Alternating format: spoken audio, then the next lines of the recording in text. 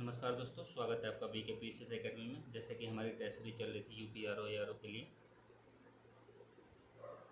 Paper first के लिए हम देखेंगे इसमें हिस्ट्री के क्वेश्चन, जिसका हम पार्ट 1 देखेंगे। पार्ट 1 में मतलब कि जैसे कि 140 क्वेश्चन आते हैं इसमें जीएस के, और 14 से 15 क्वेश्चन आते हैं आपके रीजनिंग के क्वेश्चन आते हैं, रीजनिंग और मैथ के मिला करके। ठीक है, तो और 60 क्वेश्चन आते हैं आपके हिंदी के। तो 60 क्वेश्चन की जो टेस्ट सीरीज चल रही है वो हमारी चल रही है 3 बजे से, और जो ये चलती है हमारी जीएस वाली वो चलती है हमारी 9 बजे से। तो इसको देखेंगे हम दो पार्टों में। 70 क्वेश्चन पार्ट 1 में देखते हैं हम, और 70 क्वेश्चन देखते हैं हम पार्ट 2 में। चलिए शुरू करते हैं।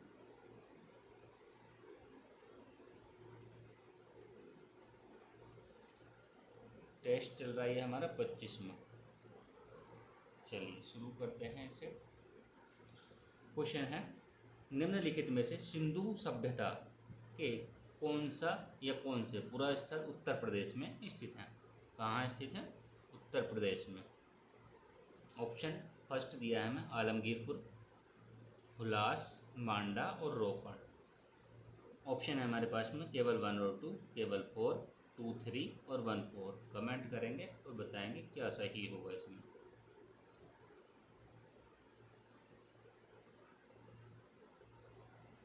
देखिए इसमें होगा आलमगीरपुर और हुलास। आलमगीरपुर हो जाएगा, हुलास हो जाएगा। ऑप्शन हो जाएगा आपका ए राइट। आलमगीरपुर कहाँ है यदि बात की जाए तो ये है मेरठ, उत्तर प्रदेश में। कहाँ है? मेरठ में। और यदि पूछ लिया जाए किस नदी पर है, तो ये किस नदी पर है? हिंडन नदी पर है। हिंडन नदी पर। इसकी जो खुदाई करवाई गई थी वो किसने करवाई थी? 1958 में यागदत्त शर्मा द्वारा कराई गई थी। यदि बात करें हुलास की, हुलास कहाँ है? हुलास है आपका सहारनपुर में। सहारनपुर में। मांडा की बात करें कहाँ है? जम्मू कश्मीर में।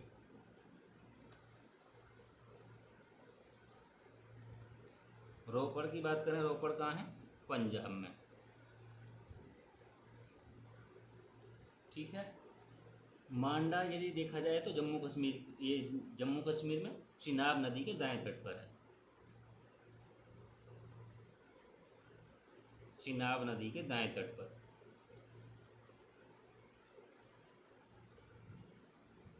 सिंधु सभ्यता का सबसे उत्तरी स्थल माना जाता है मांडा को। और किसने खुदाई करवाई थी? ये 1900, ये खोज जो हुई थी इसकी कि कब हुई थी? 1982 में हुई थी। किसके द्वारा हुई थी? जेपी जोशी द्वारा की गई थी। यदि बात करते हैं हम रोपड़ की, रोपड़ की यदि बात आती है तो ये है सतलज नदी पर, सतलज नदी के बाएं तट पर। सतलज नदी के बाएं तट पर। ठीक है। उत्खनन कब हुआ था इसका? 1953 से 56। इसमें कौन थे? यागदत्त शर्मा द्वारा थे। ठीक है। चलिए इसमें हो जाएगा आपका ऑप्शन ए राइट हो जाएगा। नेक्स्ट चलते हैं सेकंड क्वेश्चन की तरफ। क्वेश्चन है, सिंधु सभ्यता के संदर्भ में निम्नलिखित कथनों पर विचार कीजिए। फर्स्ट है, इस सभ्यता के लोग व्यापार के लिए धातुओं के सिक्कों का प्रयोग करते थे। सेकंड है, इस सभ्यता के लोग मानव के स्वरूप में देवताओं की पूजा करते थे। ऑप्शन 1 और 2, केवल 2, दोनों में से कोई नहीं, केवल 1। कमेंट करेंगे और बताएंगे क्या सही हो जाएगा इसमें।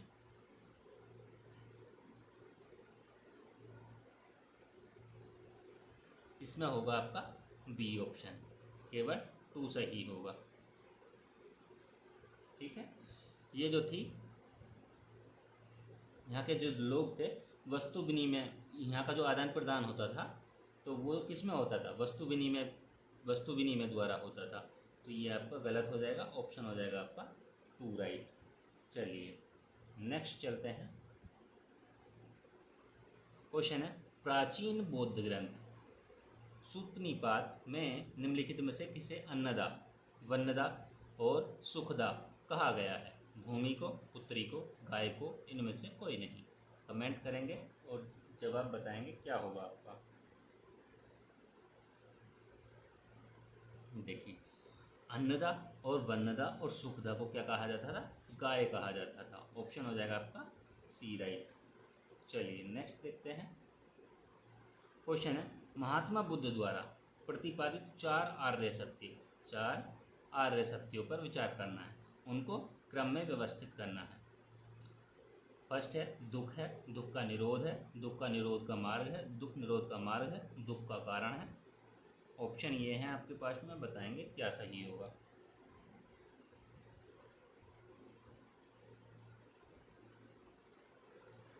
देखिए, सबसे पहले क्या आएगा आपका? सबसे पहले आएगा दुख है, फिर क्या आएगा? दुख का कारण आएगा, फिर बात करें तो दुख का निरोध आएगा, और फिर बात करें तो दुख निरोध का मार्ग आएगा। तो ऑप्शन कौन सा हो जाएगा? 1 4 1 4 2 3 1 4 2 3 1 एक में 4 2 3, ऑप्शन बी राइट हो जाएगा। चलिए आगे बढ़ते हैं। क्वेश्चन है, मगध साम्राज्य की सफलता के निम्नलिखित में कौन से प्रमुख कारण थे? समृद्ध लाहौर भंडार, भौगोलिक अवस्थिति, उच्च कृषि उत्पादकता और सामाजिक रूढ़िवादिता। ऑप्शन है केवल 1 2 3, केवल 1 और 2, केवल 2 3 और 4, केवल 1 2 3 4 सभी। कौन सा राइट होगा इसमें?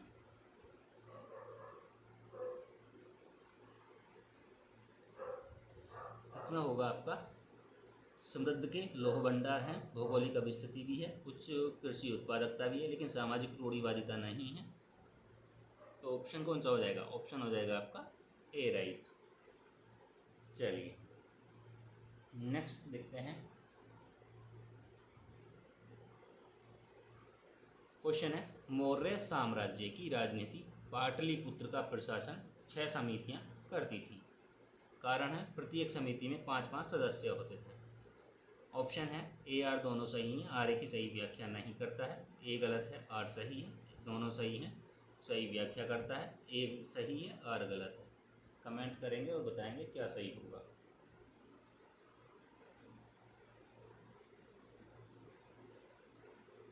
इसमें होगा, देखिए, मौर्य साम्राज्य की जो राजधानी थी पाटलिपुत्र, उसमें 6 समितियाँ होती, 6 समितियाँ करती थी, प्रशासन जो करती थी वो 6 समितियाँ करती थी। सही है। प्रत्येक समिति में जो होते थे वो 5-5 सदस्य होते थे, ये भी आपका सही है। लेकिन दोनों सही हैं, लेकिन व्याख्या नहीं करेगा। ऑप्शन हो जाएगा आपका ए राइट। चलिए आगे बढ़ते हैं अगले क्वेश्चन की तरफ। क्वेश्चन है, प्राचीन भारत के संदर्भ में निम्नलिखित कथनों पर विचार कीजिए। पाटलिपुत्र नगर की स्थापना उज्जैन ने किया था। सेकंड है, द्वितीय बौद्ध संगीति का आयोजन कालाशोक के शासनकाल में हुआ था। ऑप्शन है केवल 2, दोनों में से कोई नहीं, केवल 1, दोनों सही। कमेंट करेंगे, बताएंगे क्या सही होगा इसमें।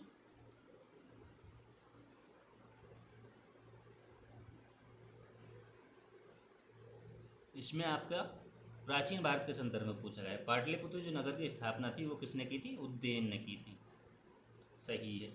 द्वितीय बौद्ध संगीति का आयोजन जो हुआ था कालाशोक के शासनकाल में हुआ था, ये भी सही है। ऑप्शन दोनों सही है, ऑप्शन हो जाएगा आपका डी राइट। चलिए नेक्स्ट आगे बढ़ते हैं। क्वेश्चन है, निम्नलिखित युग्मों में से कौन सा युग्म सही सुमेलित नहीं है? अरसर के सामने दिया शासक एवं योद्धा वर्ग, वेनिगर के सामने दिया व्यापारी वर्ग, वेललाल के सामने दिया कृषक वर्ग, और कैडसियर के सामने दिया ब्राह्मण और बुद्धिजीवी वर्ग। बताइए कौन सा सुमेलित नहीं होगा इसमें।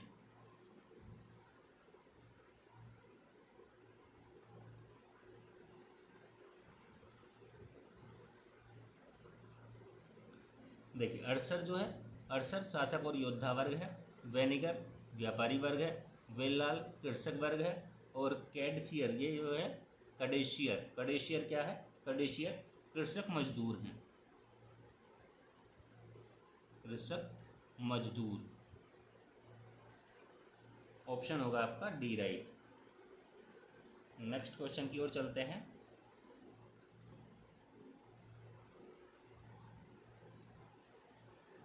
क्वेश्चन है, निम्नलिखित में से कौन सा या कौन से भारत में सिकंदर के आक्रमण के प्रभाव हैं? फर्स्ट है, भारत और यूनान के मध्य प्रत्यक्ष संपर्क की स्थापना हुई। सेकंड है, पश्चिमोत्तर भारत का राजनीतिक एकीकरण हुआ। और थर्ड है, ऐतिहासिक घटनाओं का तिथि क्रम निर्धारित करने में सहायता मिली। ऑप्शन है केवल वन, केवल वन और टू, केवल टू और थ्री, और वन टू थ्री। कमेंट करेंगे, बताएंगे क्या सही होगा इसमें।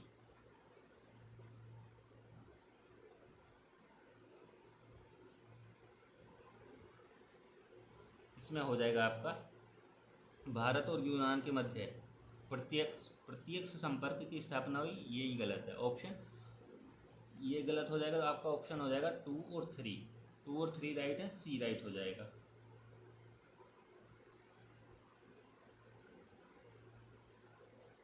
भारत और यूनान के मध्य प्रत्यक्ष संपर्क स्थापना हुई, ये भी ठीक है। दोनों तीनों ठीक है। आपके ऑप्शन हो जाएगा डी राइट, सी नहीं होगा, डी हो जाएगा। चलिए नेक्स्ट देखते हैं। क्वेश्चन है, प्लिनी के लेखों में चंद्रगुप्त मौर्य की विशाल सेना का उल्लेख मिलता है और मौर्य साम्राज्य के प्रशासन और अर्थव्यवस्था के बारे में प्रमाणिक जानकारी का स्रोत इसमें है, अर्थशास्त्र में। ऑप्शन है केवल वन, केवल टू, दोनों सही, दोनों गलत। इसमें होंगे आपके प्लिनी के लेखों में चंद्रगुप्त मौर्य की विशाल सेना का उल्लेख मिलता है, सही है। मौर्य साम्राज्य के प्रशासन और अर्थव्यवस्था के बारे में प्रमाणिक जानकारी का स्रोत अर्थशास्त्र है, ये भी ठीक, दोनों सही है। ऑप्शन हो जाएगा आपका सी। नेक्स्ट चलते हैं। चंद्रगुप्त की जो सेना थी उसमें कितने पैदल सैनिक थे? पैदल जो सिपाही थे वो 6 लाख थे। तो घुड़सवार कितने थे? यदि घुड़सवार की बात की जाए तो घुड़सवार कितने थे? 30,000 थे। और यदि हाथी की बात की जाए तो लगभग 9,000 के आसपास हाथी थे। ठीक है, चलिए नेक्स्ट देखते हैं, आगे बढ़ते हैं। क्वेश्चन है, निम्नलिखित में से कौन से पार्थियाई शासक के काल में सेंट थॉमस ईसाई धर्म का प्रचार करने के लिए भारत आया था? डोरियस प्रथम, मिनांडर और गोंदो फर्निस, और इनमें से कोई नहीं।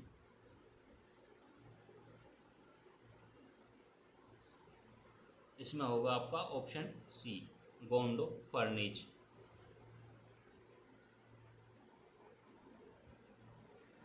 क्वेश्चन है, ईंटों के कुओं का निर्माण, राज्य शासन में छत्र प्रणाली, लाल पोलिशदार मृदभांड, सेनानी शासन की परिपाटी। मध्य एशिया से संपर्क के भारतीय संस्कृति के प्रभाव थे? 1 2 3, केवल 1 और 2, केवल 3 और 4, और 1 2 3 4। कौन सा सही होगा इसमें? मध्य एशियाई संपर्क के भारतीय सांस्कृतिक प्रभाव थे।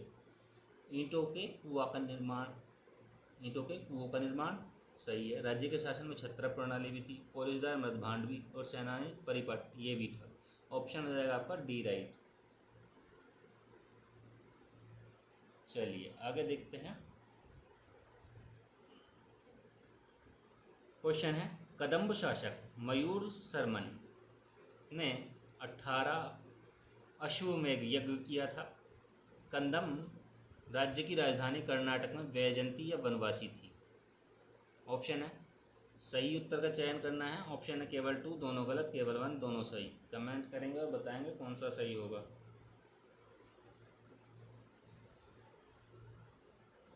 कदम्ब जो शासक था वो सूर्य शर्मन जो था उसने 18 अश्वमेध यज्ञ किए थे, सही है। राजधानी जो थी कर्नाटक में वैजयंती या वनवासी थी, ये भी ठीक है, दोनों सही हैं। ऑप्शन हो जाएगा आपका डी राइट। चलिए नेक्स्ट देखते हैं।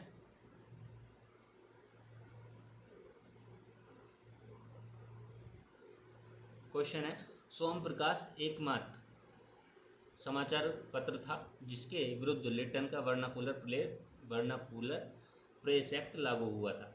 यह एक्ट अंग्रेजी भाषाओं वाले सभी समाचार पत्रों पर नियंत्रण लगाने के लिए लाया गया था। ऑप्शन वही होंगे, दोनों सही, सही व्याख्या करता है, ए गलत आर सही, दोनों सही व्याख्या नहीं करता, ए सही आर गलत। बताइए कौन सा इसमें सही होगा। 14 नंबर के लिए कमेंट करेंगे।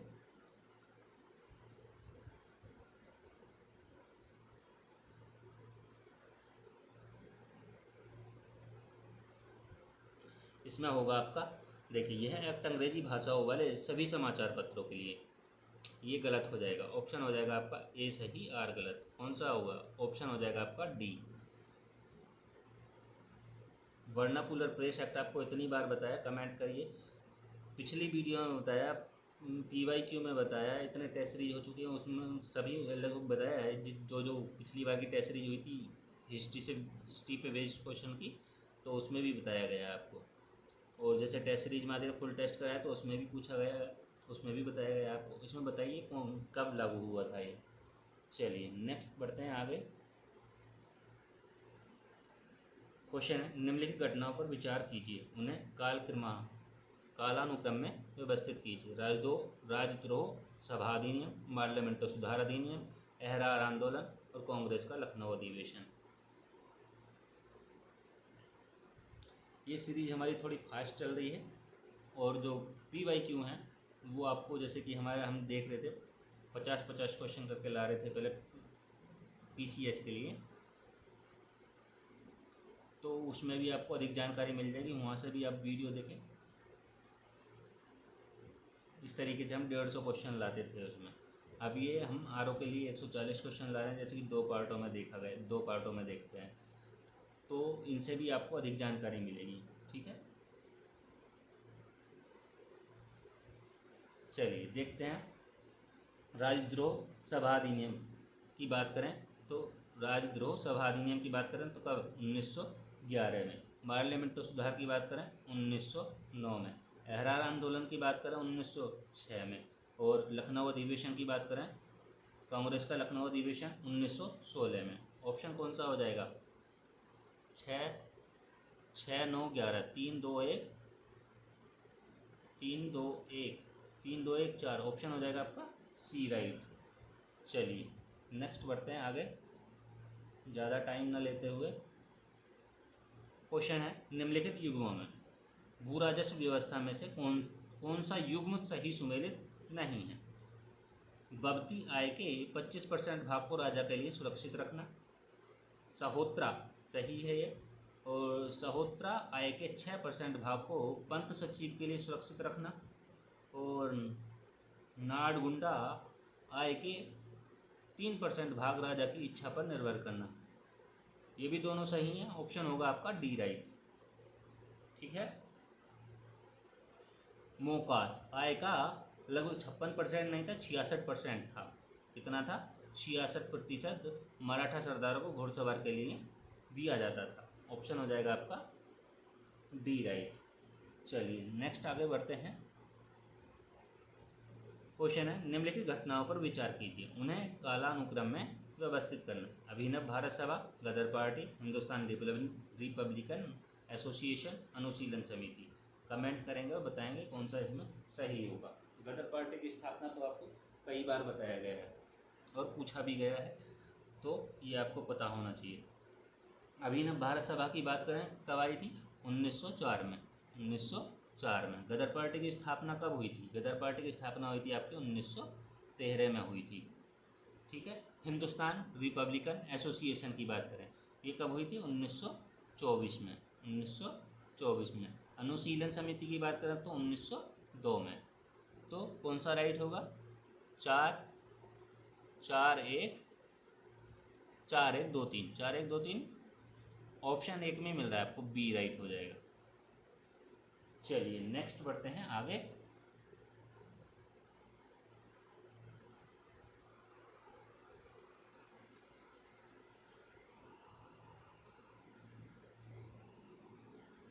क्वेश्चन है, गांधी जी ने चंपारण में सविनय अवज्ञा आंदोलन की पहली जीत हासिल की। कारण है, चंपारण में गांधी जी ने राजेंद्र प्रसाद, मजहरूल हक और JB कृपलानी आदि के साथ मिलकर अपना पहला सत्याग्रह किया था। ऑप्शन वही होंगे, ए आर दोनों सही है, सही व्याख्या करता है, ए गलत है आर सही है, दोनों सही व्याख्या नहीं करता है, ए सही है आर गलत। कमेंट करेंगे और बताएंगे कौन सा सही होगा इसमें।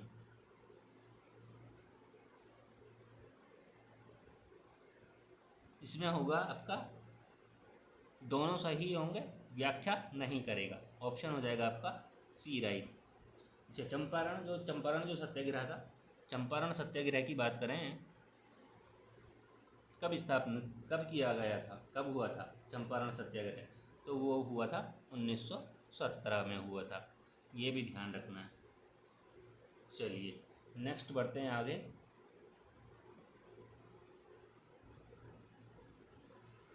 क्वेश्चन है, निम्नलिखित घटनाओं पर विचार कीजिए, उन्हें कालानुक्रम में व्यवस्थित कीजिए। क्रिप्स प्रस्ताव, वर्धा प्रस्ताव, अगस्त प्रस्ताव, सांप्रदायिक पंचाट, कौन सा सही होगा?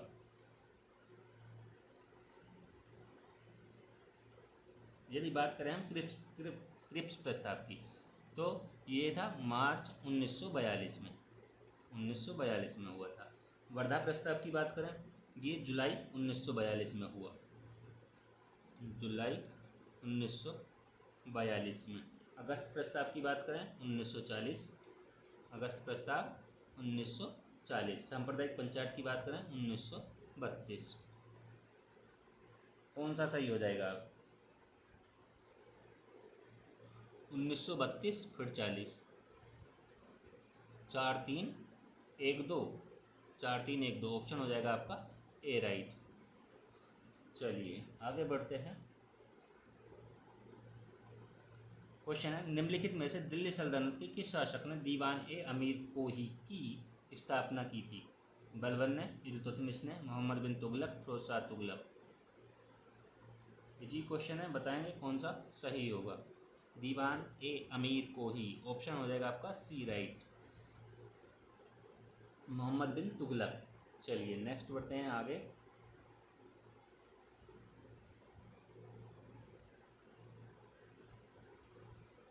एक तरफ दिए कांग्रेस के अध्यक्ष और एक तरफ दिए अधिवेशन स्थान। यदि बात करें हम जॉर्ज यूल है, जॉर्ज यूल दादाभाई नौरोजी के सामने, जॉर्ज यूल के सामने दिया लखनऊ, नौरोजी के सामने दिया लाहौर, मालवीय के सामने दिया इलाहाबाद, अंबिका चरण मजूमदार के सामने दिया कलकत्ता, कलकत्ता अधिवेशन।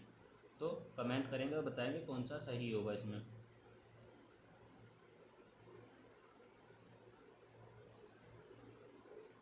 देखिए जॉर्ज यूल की बात करें तो इलाहाबाद हो जाएगा, और बात करें दादाभाई नौरोजी कलकत्ता हो जाएगा, और मदन मोहन मालवीय की बात करें लाहौर, और अंबिका चरण मजूमदार लखनऊ।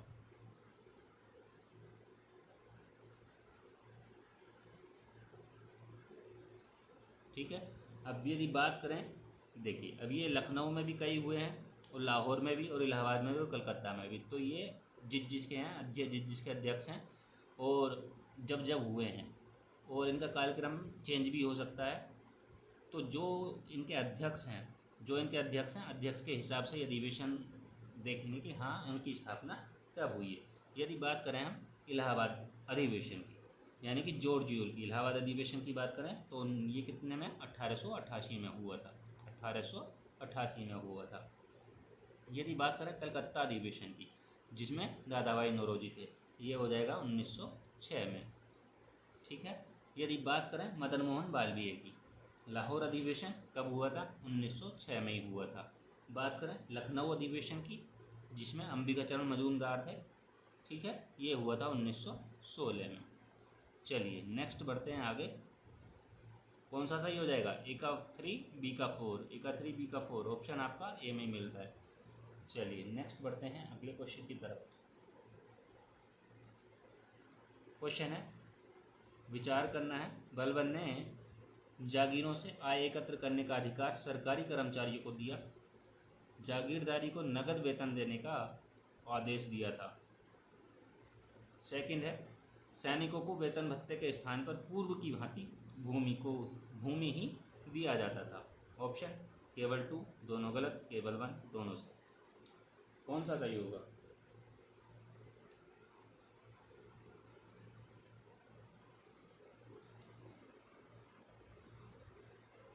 बलबन ने जागीरों से आय एकत्र करने का अधिकार सरकारी कर्मचारियों को दिया और जागीरदारी को नगद वेतन देने का आदेश दिया। ये भी सही है। और सैनिकों को वेतन के स्थान पर पूर्व की भांति भूमि ही दिया जाता था। ये भी ठीक है, दोनों सही हैं। ऑप्शन हो जाएगा आपका डी राइट। चलिए नेक्स्ट आगे बढ़ते हैं। बलबन के संदर्भ में पूछा गया है, निम्नलिखित कथनों पर विचार कीजिए। मंगोल आक्रमण का सामना करने के लिए दीवान ए अर्ज नामक सैन्य विभाग की स्थापना की थी या किया था। सही बात है। इसने अपने दरबार में ईरानी प्रथा सिजदा और पावोश को प्रारंभ करवाया था। इसने बलबन ने। तो ऑप्शन आपका ये भी ठीक है, दोनों सही हो जाएंगे। ऑप्शन हो जाएगा आपका बी। चलिए नेक्स्ट बढ़ते हैं आगे। क्वेश्चन है, अलाउद्दीन खिलजी के संदर्भ में, यह दिल्ली सल्तनत का प्रथम शासक था जिसने दक्षिण भारत पर आक्रमण किया था। सही है। इसने सिकंदर द्वितीय की उपाधि धारण की, अपने सिक्कों पर अंकित करवाया था दोनों सही हो जाएंगे। कौन सा सही होगा? Option B. नेक्स्ट बढ़ते हैं अगले क्वेश्चन की तरफ। क्वेश्चन है, निम्नलिखित कथनों पर विचार कीजिए। वर्ष 1942 में स्पेन के निवासी कोलंबस ने अमेरिका की खोज की थी और वर्ष 1498 में पुर्तगाल के निवासी वास्को डी गामा ने भारत की खोज की थी। कौन सा सही होगा इसमें? इसमें आपके दोनों ही सही हो जाएंगे। ऑप्शन कौन सा होगा आपका? ऑप्शन हो जाएगा आपका सी राइट। चलिए नेक्स्ट देखते हैं। क्वेश्चन है, अब कथन दिया है, दक्षिण भारत में तत्कालीन परिस्थिति अंग्रेजों के अनुकूल थी और कारण है इसका, आरंभ में अंग्रेजों ने व्यापार कूटनीति के साथ युद्धों का सहारा लेकर अपनी स्थिति को मजबूत करने का प्रयास किया। दोनों ही ठीक हैं लेकिन व्याख्या नहीं करेगा। ऑप्शन होगा आपका सी राइट। नेक्स्ट बढ़ते हैं आगे।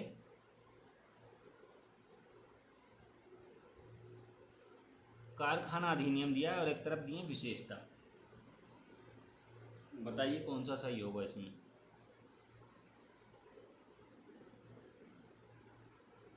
देखिए 1881 का जो कारखाना अधिनियम था वो किससे संबंधित था? 7 वर्ष से कम आयु के बच्चों को कार्य करने पर प्रतिबंध लगाने से संबंधित था। ठीक है, ए का हो जाएगा 4। यदि बात करें 1911 का कारखाना अधिनियम, ये था पुरुषों की कार्यविधि 12 घंटे निश्चित। यदि 1922 का कारखाना अधिनियम की बात करें तो ये किसमें हो जाएगा? बच्चों की कार्यावधि 7 घंटे प्रतिदिन। ठीक है। और 1891 का कारखाना अधिनियम, एक बचा सप्ताह में 1 दिन का अवकाश का प्रावधान किया गया था। ऑप्शन हो जाएगा आपका ए का 4 बी का फर्स्ट। ए का 4 बी का फर्स्ट हमें एक में ही मिल रहा है, ऑप्शन डी में। ऑप्शन डी के साथ जाएंगे। नेक्स्ट आगे बढ़ते हैं। क्वेश्चन है, निम्नलिखित में से अंग्रेजों द्वारा दक्षिण भारत में किस स्थान पर अपनी पहली फैक्ट्री को स्थापित किया था? तो कहाँ पे किया था वो? देखिए मछलीपट्टनम में किया था। कब लगाई गई थी ये? 1611 में लगाई गई थी, तो ध्यान रखेंगे। नेक्स्ट बढ़ते हैं अगले क्वेश्चन की तरफ। क्वेश्चन है, कबीर के सामाजिक दर्शन के संदर्भ में निम्नलिखित कथनों पर विचार कीजिए। कबीर ने ईश्वर को निराकार और निर्गुण बताया। सही है। कबीर ने दर्शन में जात पात, मूर्ति पूजा, ईश्वर के अवतार को स्वीकार नहीं किया था, अस्वीकार किया था। ये गलत हो जाएगा। ऑप्शन होगा आपका सी राइट। चलिए यदि देखें कबीर का कार्यकाल कब से कब तक था माना जाए? 1440 से लेके 1510 तक था। चलिए नेक्स्ट आगे बढ़ते हैं। क्वेश्चन है, सुभाष चंद्र बोस, पंडित जवाहरलाल नेहरू और सत्यमूर्ति जैसे अनेक राष्ट्रवादी नेताओं ने ऑल इंडिया इंडिपेंडेंस लीग की स्थापना की थी या किए थे। कारण है, ये लोग नेहरू रिपोर्ट में पूर्णतः नेहरू रिपोर्ट से पूर्णतः सहमत थे। ऑप्शन है ए आर दोनों सही है, सही व्याख्या करता है। ए गलत है, आर सही है, दोनों सही व्याख्या नहीं करता है। ए सही है, आर गलत है। कमेंट करेंगे और बताएंगे कौन सा इसमें सही होगा।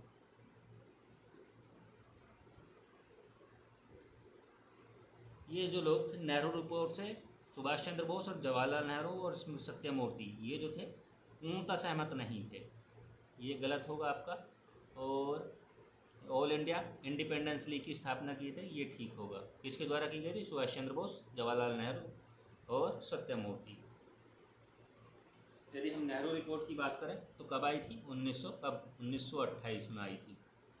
ठीक है। और जो ऑल इंडिया की स्थापना भी, ऑल इंडिया इंडिपेंडेंस लीग की स्थापना भी उसी टाइम हुई थी। ठीक, चलिए आगे बढ़ते हैं। इसमें हो जाएगा आपका ए सही, आर गलत। ऑप्शन हो जाएगा डी राइट। नेक्स्ट बढ़ते हैं अगले क्वेश्चन की तरफ।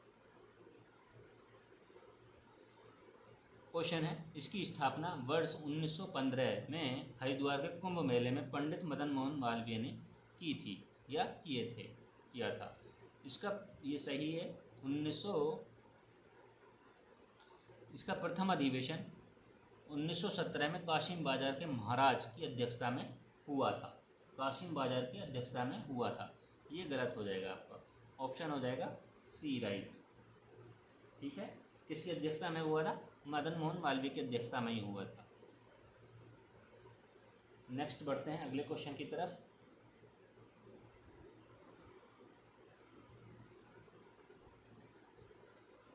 कथन है, एनी बेसेंट ने तिलक के क्षेत्रों को छोड़कर होम रूल आंदोलन को संपूर्ण भारत में प्रसारित किया। सही है। वह भारतीय राष्ट्रीय कांग्रेस ने एक नई शक्ति और चेतना का संचार करना चाहती थी। राष्ट्रीय कांग्रेस में एक नई शक्ति और चेतना का संचार करना चाहती थी। ये भी सही हो जाएगा। दोनों सही हैं लेकिन व्याख्या सही नहीं है। ऑप्शन हो जाएगा आपका कौन सा? सी राइट। नेक्स्ट क्वेश्चन की ओर चलते हैं।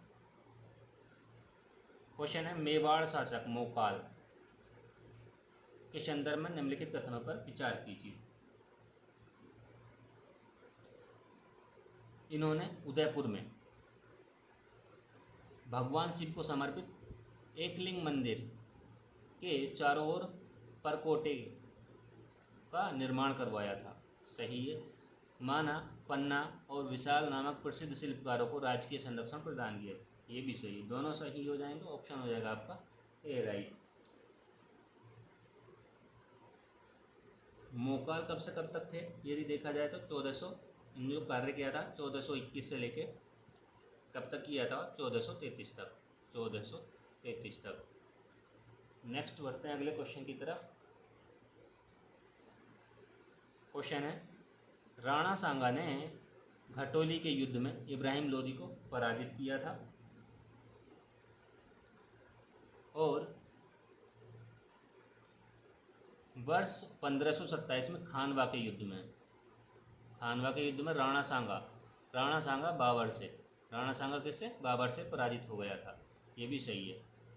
ऑप्शन हो जाएगा आपका कौन सा? दोनों सही। ऑप्शन हो जाएगा ए राइट। राणा सांगा की बात करें 1508 से लेके और 1528 तक। नेक्स्ट क्वेश्चन की ओर देखते हैं। क्वेश्चन है, रुकनुद्दीन बारबक शाह के संदर्भ में निम्नलिखित कथनों पर विचार करना है। उसने अपनी सेना में अरबी सैनिकों को नियुक्त किया। रुकनुद्दीन बारबक शाह ने किया था, अरबी सैनिकों को नियुक्त किया था। और सेकंड है, इसने मालधर वसु को गुणराज खान की उपाधि से सम्मानित किया था। ये भी ठीक है। ऑप्शन हो जाएगा ए। नेक्स्ट बढ़ते हैं अगले क्वेश्चन की ओर। गदर पार्टी। देखिए, गदर पार्टी से एक क्वेश्चन पहले पूछा जा चुका है और एक ये क्वेश्चन है, तो आपको पता होना चाहिए गदर पार्टी की स्थापना कब हुई थी।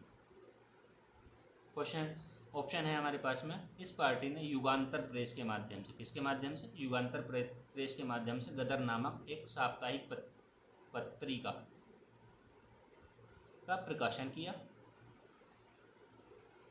और सेकंड है इसका उद्देश्य भारतीय सेना के सिख सैनिकों में विद्रोह की भावना उत्पन्न करना था।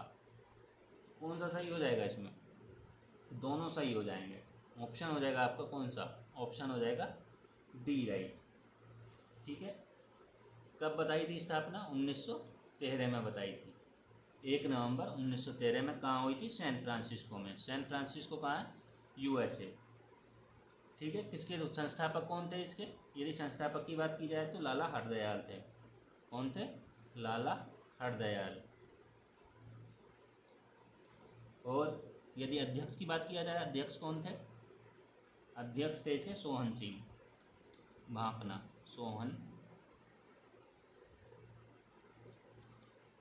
सोहन सिंह। नेक्स्ट बढ़ते हैं अगले क्वेश्चन की ओर। एक तरफ लेखक दिए हैं, दूसरी तरफ रचना दी है। अमीर खुसरो के सामने दिया तुगलकनामा।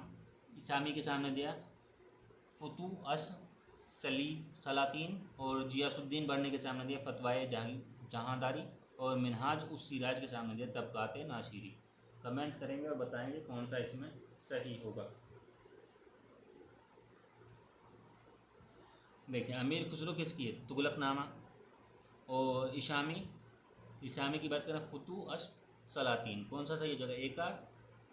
ए का फर्स्ट, बी का सेकंड। एक में मिल रहा है ऑप्शन ए राइट हो जाएगा। जियासुद्दीन वर्णी और तबकाते नासिरी मिनहाज उस सिराज। चलिए नेक्स्ट क्वेश्चन देखते हैं। क्वेश्चन है निम्नलिखित युग्मों में से कौन सा युग्म सही सुमेलित नहीं है? 2.5 दिन का झोंपड़ा के सामने दिया कुतुबुद्दीन ऐबक। ठीक है। जामा मस्जिद के सामने दिया इल्तुतमिश। ये भी ठीक है। लाल महल के सामने दिया बलबन। ये भी ठीक है। लेकिन अलाई दरवाज़ा दिया है। अलाई दरवाज़ा जो है वो गयासुद्दीन तुगलक का नहीं है। किसका है? अलाउद्दीन खिलजी का है। अलाउद्दीन खिलजी। ठीक है। ये आपका सही होगा। नेक्स्ट बढ़ते हैं अगले क्वेश्चन की ओर।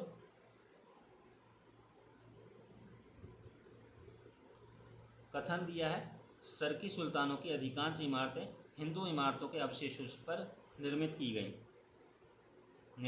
गई हैं। सही है। कारण है इसके स्थापत्य में हिंदू और इस्लामी दोनों शैलियों का अच्छा समन्वय है। ये भी ठीक है। दोनों सही हैं लेकिन व्याख्या नहीं करेगा। ऑप्शन हो जाएगा आपका सी। नेक्स्ट बढ़ते हैं अगले क्वेश्चन की तरफ। क्वेश्चन है निम्नलिखित में से किस राष्ट्रकूट शासक ने एलोरा की प्रसिद्ध कैलाश मंदिर का निर्माण करवाया था? किसने करवाया? दंती बर्मन ने, कृष्ण प्रथम ने, गोविंद तृतीय ने, अमोघवर्ष ने।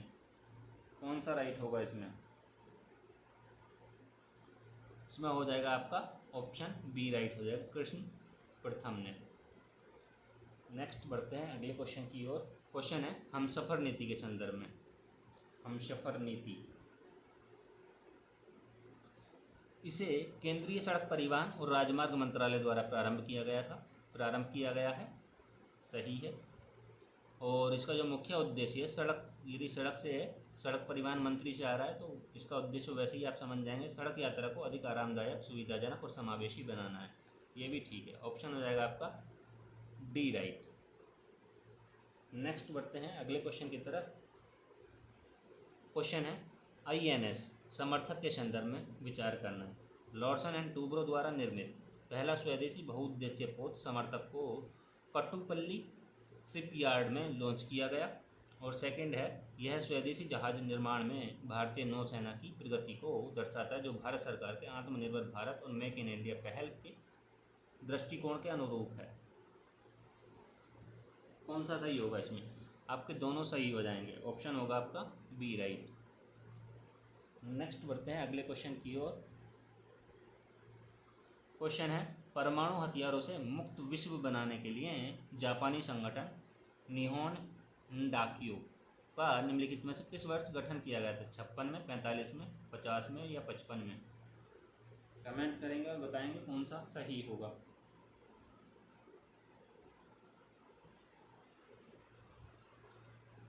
इसमें होगा आपका ऑप्शन ए राइट हो जाएगा 1956। नेक्स्ट बढ़ते हैं आगे। एक तरफ दिए हैं पुरस्कार और एक तरफ दिए हैं विजेता। देखिए साहित्य की बात करें तो विजेता कौन है साहित्य में? हांगकांग, एका फोर। किस में मिल रहा है हमें? एक में ही मिल रहा है, ऑप्शन डी में। और यदि देखें शांति में, निहोन हिंडाक्यो, ऑप्शन ये हो जाएगा। नहीं, शांति के क्षेत्र में किसको मिलेगा? शांति के क्षेत्र में मिले, हाँ नियान हिंडाको तो है, ठीक है। और ये साहित्य के क्षेत्र में जो दिया गया है हांगकांग को दिया गया है। और चिकित्सा के क्षेत्र में किसको दिया गया है? गेरी रुबकुन को। और भौतिकी के क्षेत्र में किसको दिया गया है? John Hopfield and Geoffrey Hinton. Next बढ़ते हैं, ऑप्शन हो जाएगा आपका डी राइट। चलिए देखते हैं। क्वेश्चन है, ग्लोबल नेटवर्क के संदर्भ में भारत को इस 15 सदस्यीय नेटवर्क संचालन समिति का सदस्य चुना गया है। और यह भ्रष्टाचार के सीमा पार वित्तीय अपराधों का पता लगाने, जांच करने और मुकदमा चलाने का एक वैश्विक मंच है। दोनों ही सही होंगे, ऑप्शन हो जाएगा आपका बी। नेक्स्ट बढ़ते हैं अगले क्वेश्चन की ओर। क्वेश्चन है, वैश्विक नवाचार सूचकांक 2024 में कौन सा देश प्रथम पर है? Switzerland, America, Singapore, Sweden.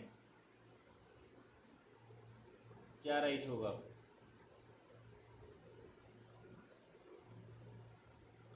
ये होगा इसमें आपका 46 का ए राइट हो जाएगा, स्विट्जरलैंड। यदि इसको पूछा जाए किसके द्वारा जारी किया जाता है तो विप्पो द्वारा जारी किया जाता है। विश्व बौद्धिक संपदा संगठन, किसके द्वारा? विश्व बौद्धिक संपदा संगठन के द्वारा इसको जारी किया जाता है। चलिए नेक्स्ट देखते हैं। क्वेश्चन है, विश्व का सबसे बड़ा पर्यावरण सक्रियता कार्यक्रम अर्थ ओवर निम्नलिखित में से कौन से वर्ष में प्रारंभ किया गया था? 2009, 2015, 2012 और 2008। कमेंट करेंगे और बताएंगे कौन सा सही होगा। इसमें होगा आपका ऑप्शन डी राइट हो जाएगा। 2008 में शुरू किया गया था, प्रारंभ किया गया था, ठीक है। चलिए नेक्स्ट बढ़ते हैं अगले क्वेश्चन की तरफ। क्वेश्चन है कि केंद्रीय जल शक्ति मंत्रालय द्वारा प्रदान किया जाने वाला राष्ट्रीय जल पुरस्कार 2024 में उत्तर प्रदेश को निम्नलिखित में से कौन सा स्थान प्राप्त हुआ है? प्रथम, द्वितीय, तृतीय, चतुर्थ। इसमें आपका द्वितीय स्थान प्राप्त हुआ उत्तर प्रदेश को।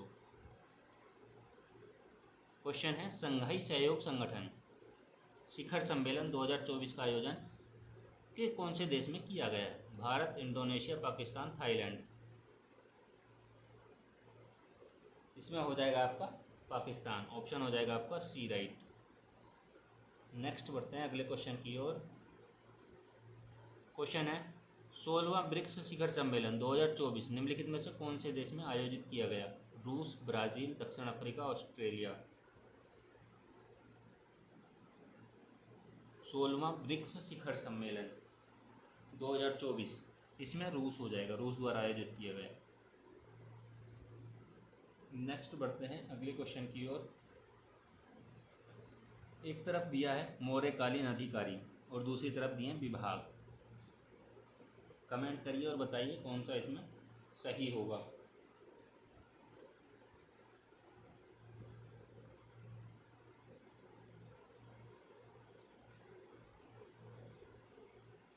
देखिए इसमें सन्निधाता के सामने दिए, सन्निधाता जो है वो जो अधिकारी है वो विभाग देखा जाए इनका कौन सा है तो वो है कोषाध्यक्ष। समाहर्ता का कौन सा है? दीवानी न्यायालय का न्यायाधीश। प्रदेष्टा की बात की जाए तो फौजदारी न्यायालय का न्यायाधीश। और व्यावहारिक की बात की जाए तो वित्त मंत्री।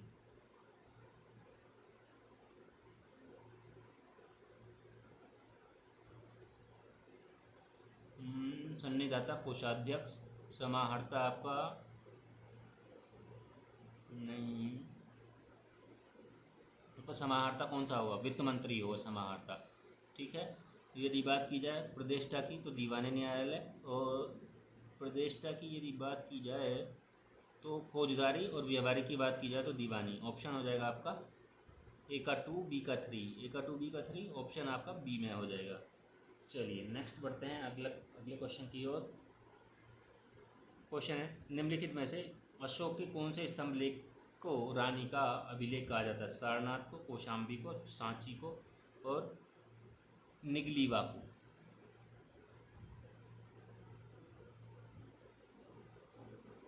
इसमें हो जाएगा कौशाम्बी, ऑप्शन हो जाएगा बी। नेक्स्ट बढ़ते हैं अगले क्वेश्चन की तरफ। निम्नलिखित युग्मों में से कौन सा युग्म सही सुमेलित नहीं है? प्रथम शिलालेख मानव चिकित्सा और पशु चिकित्सा का उल्लेख है, और द्वितीय शिलालेख बोल रहा है पड़ोसी राज्य का उल्लेख है, और पांचवा शिलालेख धर्म महामात्रों की नियुक्ति का उल्लेख, और 13वें शिलालेख कलिंग युद्ध का उल्लेख। कमेंट करेंगे और बताएंगे कौन सा सही होगा।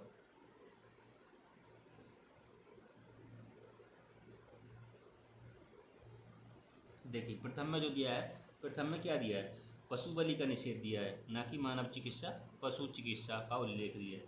इसका पशु बलि का उल्लेख है, पशु बलि का निषेध। ठीक, ऑप्शन हो जाएगा आपका ए राइट। नेक्स्ट बढ़ते हैं, एक तरफ प्रांत दिए हैं, दूसरी तरफ राजधानी दी है। उत्तरापद के सामने दिया तक्षशिला, अवंती के सामने दिया स्वर्णगिरी, प्राच्य के सामने दिया पाटलिपुत्र और दक्षिणापद के सामने दिया उज्जैनी। कमेंट करेंगे और बताएंगे कौन सा सही होगा।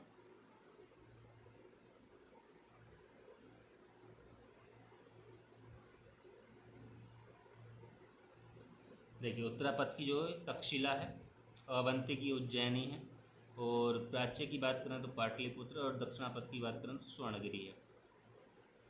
कौन सा राइट हो जाएगा? ए का फर्स्ट और बी का फोर। ए का फर्स्ट, बी का फोर, ऑप्शन हो जाएगा आपका सी राइट। नेक्स्ट बढ़ते हैं,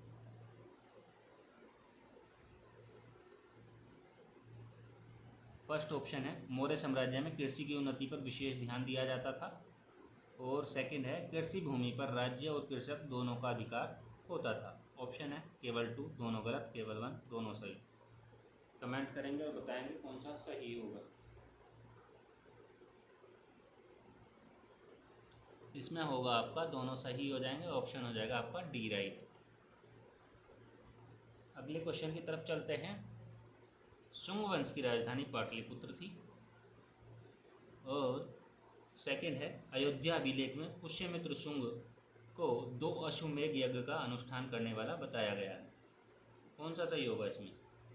इसमें शुंग वंश की जो राजधानी थी वो तो पाटलिपुत्र थी। अयोध्या अभिलेख में पुष्यमित्र शुंग के 2 अश्वमेध यज्ञ का अनुष्ठान बताया, ये भी ठीक है, दोनों सही हैं, ऑप्शन आपका बी। आगे बढ़ते हैं,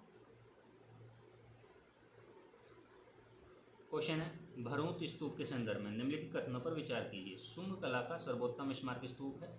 सेकंड है 1873 में कनिंघम महोदय ने इस स्तूप की खोज निकाला था, इस स्तूप को खोज निकाला था। ऑप्शन है केवल 2, दोनों गलत, केवल 1 दोनों सही।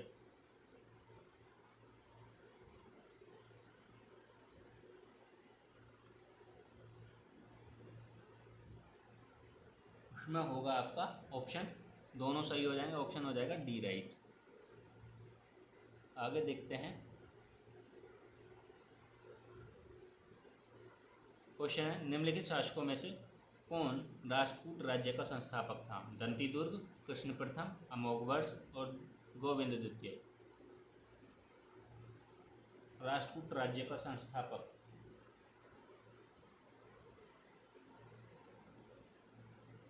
इसमें हो जाएगा आपका दंतीदुर्ग, ऑप्शन हो जाएगा ए। आगे देखते हैं, सल्तनत कालीन चित्रकला के संदर्भ में निम्नलिखित कथनों पर विचार कीजिए। सल्तनत काल में चित्रकला का सर्वाधिक महत्वपूर्ण प्रसंग शम्स ए सिराज अफीफ की तारीख ए फिरोजशाही में मिलता है, सही है। अलाउद्दीन खिलजी के शासनकाल में भित्ति चित्र और पांडुलिपि चित्रों और कपड़े के बने चित्रों का प्रचलन के प्रमाण मिलते हैं, ये भी ठीक है, दोनों सही हो जाएंगे, ऑप्शन डी। अगले क्वेश्चन की तरफ चलते हैं। क्वेश्चन है युग्म, कौन सा युग्म सही सुमेलित नहीं है? सीता अध्यक्ष के सामने दिया राजकीय कृषि विभाग का अध्यक्ष, सूराध्यक्ष के सामने दिया बूचड़खाने का अध्यक्ष, और विविधता अध्यक्ष के सामने दिया चारागाह का अध्यक्ष, और नवाध्यक्ष के सामने दिया बंदरगाह का अध्यक्ष। कौन सा सही होगा?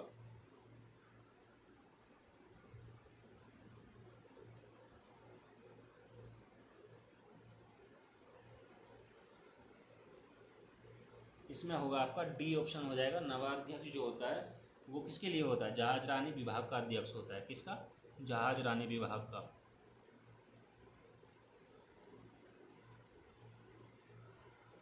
विभाग का अध्यक्ष। यदि हम बात करें बंदरगाह के अध्यक्ष की तो उसको क्या कहा जाता है? पत्तनाध्यक्ष।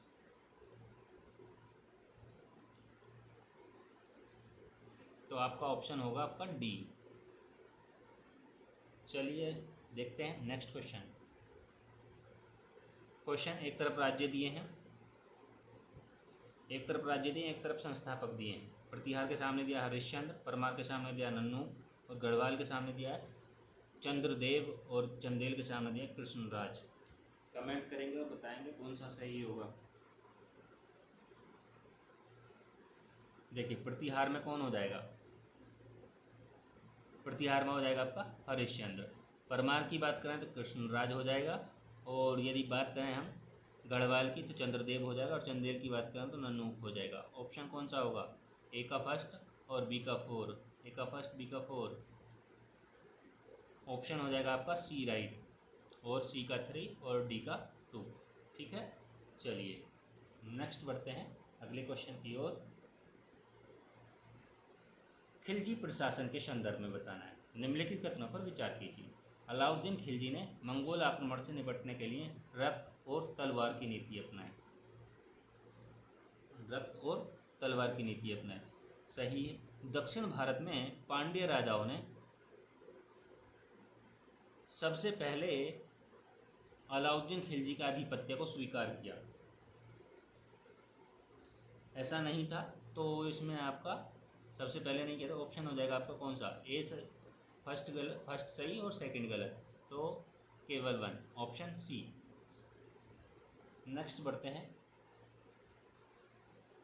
क्वेश्चन है भारतीय शास्त्रीय नृत्य के संदर्भ में निम्नलिखित कथनों में से कौन सा कथन सही है या है? फर्स्ट है शास्त्रीय नृत्य का मुख्य तत्व गुरु शिष्य परंपरा से है। भारत में कुल 7 नृत्यों को शास्त्रीय नृत्य का दर्जा प्राप्त। कौन सा सही होगा इसमें? देखिए शास्त्रीय नृत्य का मुख्य तत्व क्या होता है? गुरु शिष्य परंपरा से है, ठीक है। लेकिन भारत में कुल 7 नृत्यों का शास्त्रीय नृत्य का दर्जा मिला है? नहीं, 7 को नहीं मिला है, 8 को मिला है। 8 को मिला है। यदि हम 8 की बात करें तो कौन कौन सी हो सकती हैं? देखिए एक हो गई आपकी भरतनाट्यम या भारतनाट्यम। भरतनाट्यम हो गई एक, तो दूसरी हो गई आपकी कुचिपुड़ी, तीसरी हो गई आपकी कथकली, चौथी हो गई आपकी मोहिनीअट्टम, और छठी हो गई आपकी ये पहली है आपकी भरतनाट्यम, दूसरी हो गई कुचिपुड़ी, तीसरी हो गई कथकली और चौथी हो गई मोहिनीअट्टम। और पाँचवीं कौन सी हो गई? पाँचवीं होगी आपकी ओडिसी, और छठी कौन सी होगी? मणिपुरी, और सातवीं कौन सी होगी? कथक, और आठवीं कौन सी होगी आपकी? आठवीं होगी आपकी सत्रिय। चलिए नेक्स्ट बढ़ते हैं अगले क्वेश्चन की तरफ।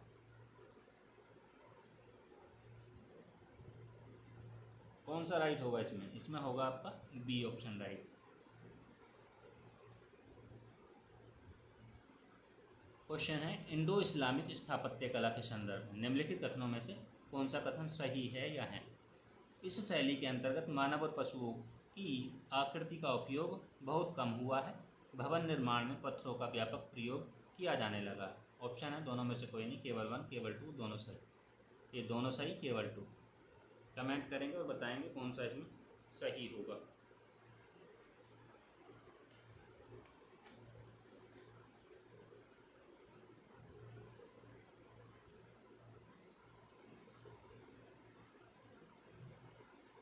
इसमें आपके दोनों सही हो जाएंगे, ऑप्शन होगा सी राइट। चलिए अगले क्वेश्चन देख लेते हैं। क्वेश्चन है कोणार्क के सूर्य मंदिर के संदर्भ में निम्नलिखित कथनों में से कौन से सही हैं या है?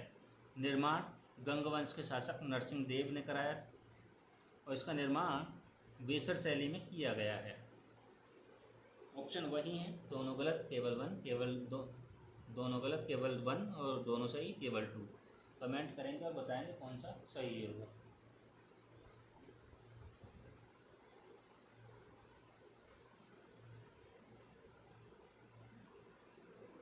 इसका जो वो देखने को निर्माण देखने को मिलता है ओडिशा या कलिंग स्थापत्य में मिलता है, ओडिशा या कलिंग स्थापत्य में देखने को मिलता है।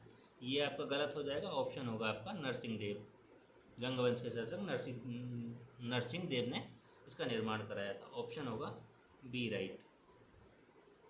नेक्स्ट देखते हैं,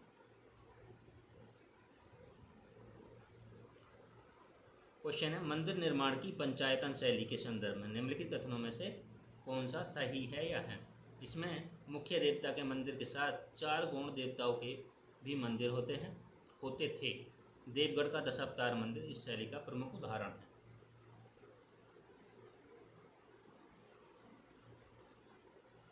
देवगढ़ का दशावतार मंदिर कहाँ देखने को मिलेगा आपको? ललितपुर में, यानी कि उत्तर प्रदेश। ऑप्शन आपके कौन सा हो जाएगा? दोनों सही हो जाएंगे। ऑप्शन होगा आपका डी राइट। नेक्स्ट क्वेश्चन की ओर चलते हैं।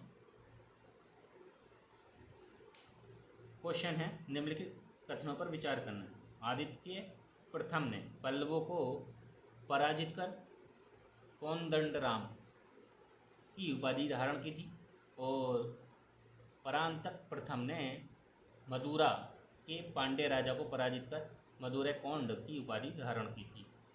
ऑप्शन है आपके हमारे पास केवल टू केवल वन, दोनों गलत दोनों सही। कमेंट करेंगे और बताएंगे कौन सा सही होगा।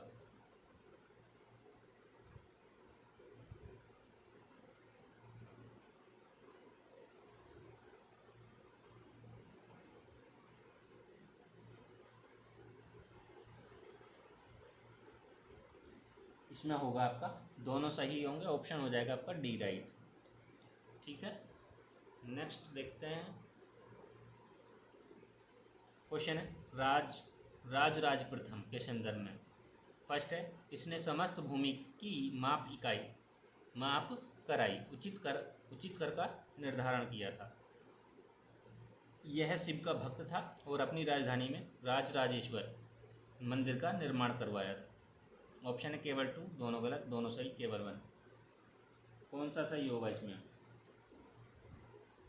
इसने समस्त भूमि, राजा राज प्रथम ने समस्त भूमि माप कराई, सही है। उचित कर का निर्धारण भी किया, ये भी ठीक है, दोनों सही, ये भी सही हो जाएगा।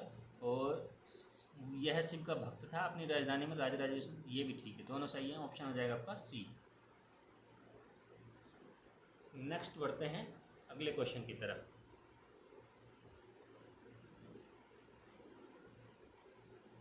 राजा राम मोहन राय ने आजीवन सामाजिक धार्मिक बौद्धिक राजनीतिक उत्थान के लिए एक कठिन परिश्रम किया।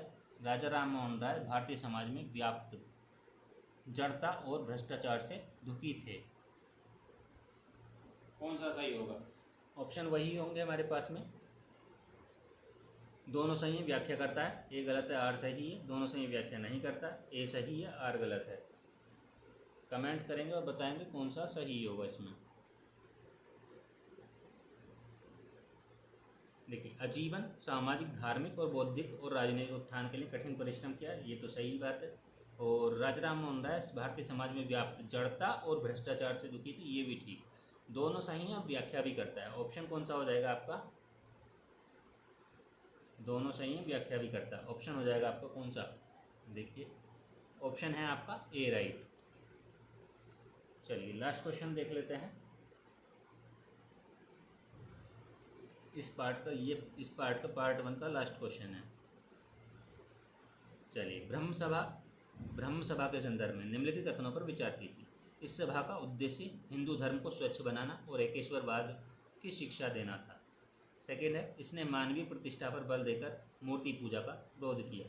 केवल टू, दोनों में से कोई नहीं, केवल दोनों सही और केवल वन। कमेंट करेंगे और बताएंगे कौन सा सही होगा।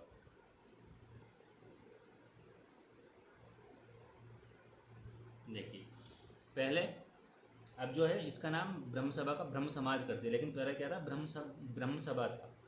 ठीक है। इसका जो उद्देश्य है वो हिंदू धर्म को स्वच्छ बनाना और एक शिक्षा देना था, ये ठीक है। और मानवीय प्रतिष्ठा पर बल देकर मूर्ति पूजा का विरोध किया, ये भी ठीक है। दोनों सही है, ऑप्शन हो जाएगा आपका सी राइट।